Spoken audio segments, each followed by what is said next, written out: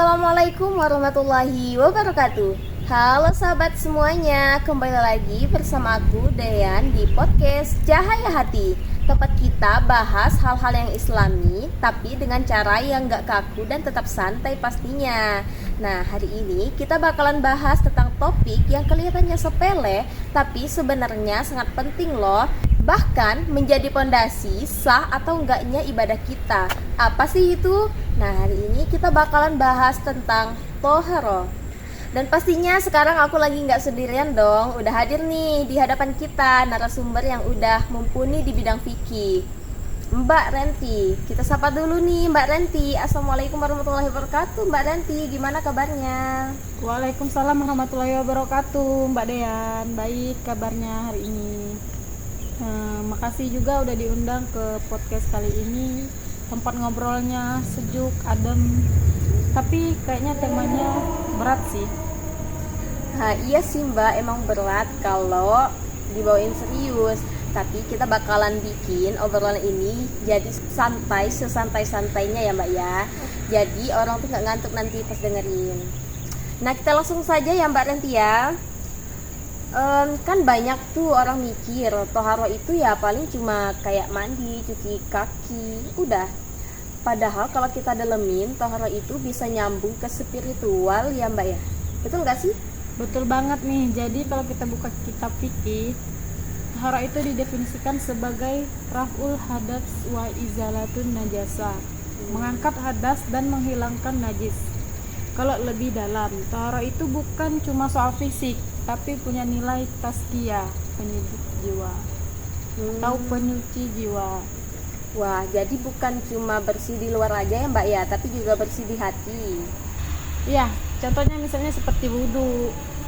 Waktu air ngalir, Rasulullah bilang dosa-dosa kecil itu jatuh. Nah, ini bukan cuma simbolik, tapi secara rohani, kalau Allah sedang membersihkan kita, makanya sebelum sholat kita diwajibkan bersuci. Bukan karena Allah butuh kita, tapi karena kita yang butuh terhubung dalam keadaan suci.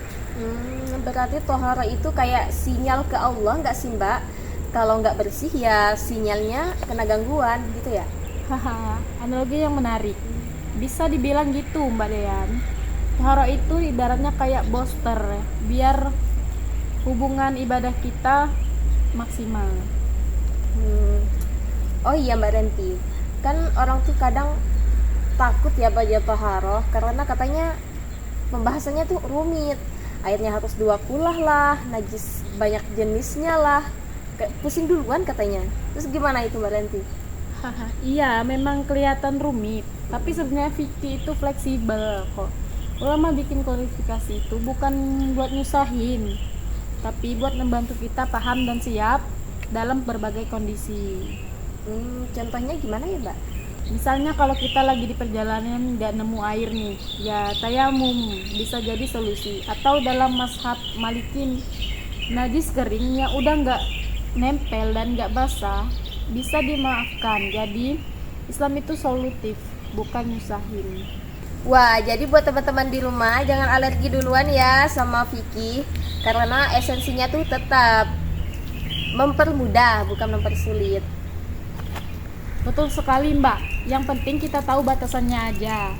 Jangan sampai gara-gara salah paham soal najis orang malah tinggalin sholat. Wah, itu bahaya sih Mbak. Oke, kita lanjut ya Mbak ya. Tapi ini agak personal sih Mbak. Tapi saya penasaran deh, gimana sih rasanya hidup dalam keadaan selalu punya wudhu gitu? Katanya banyak orang bilang itu bisa bikin hidup tenang ya Mbak. Betul gak sih? Betul, para ulama salaf banyak yang menjaga wudhunya tepat waktu karena mereka yakin kesucian lahir itu pengantar kesucian batin. Kayak beda aja gitu rasanya kalau lagi ada wudhu, bawaannya tenang, rileks gitu. Berarti toharo itu bukan cuma ibadah persiapan ya Mbak, tapi lebih ke bagian dari gaya hidup Islami gak sih? Tepat sekali, bahkan Rasulullah itu tidur dalam keadaan berwudu. Artinya beliau mengajarkan kita buat menjadikan toharo itu sebagai rutinitas, bukan sekedar syarat ibadah saja. Masya Allah, luar biasa banget ya Mbak ya. Hari ini kita belajar kalau toharo itu bukan soal sabun dan air doang, tapi juga soal jiwa, tentang kesiapan rohani dan cara kita menata hidup. Mbak Renti, mungkin ada pesan terakhir buat sobat-sobat di rumah? Ya, buat teman-teman semua, mari kita jaga tahara bukan karena takut najis semata, tapi karena kita pengen bersih lahir batin saat menghadap Allah. Ingat, bersuci itu bukan ribet, tapi bentuk cinta kita terhadap Allah Subhanahu wa Ta'ala.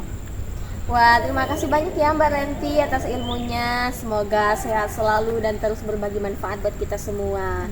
Dan buat sobat-sobat semuanya, makasih ya udah dengerin sampai habis. Jangan lupa wudhu, jaga hati, dan tetap semangat belajar Islamnya. Sampai jumpa di episode berikutnya. Aku Dean, pamit undur diri. Wassalamualaikum warahmatullahi wabarakatuh. Bye-bye.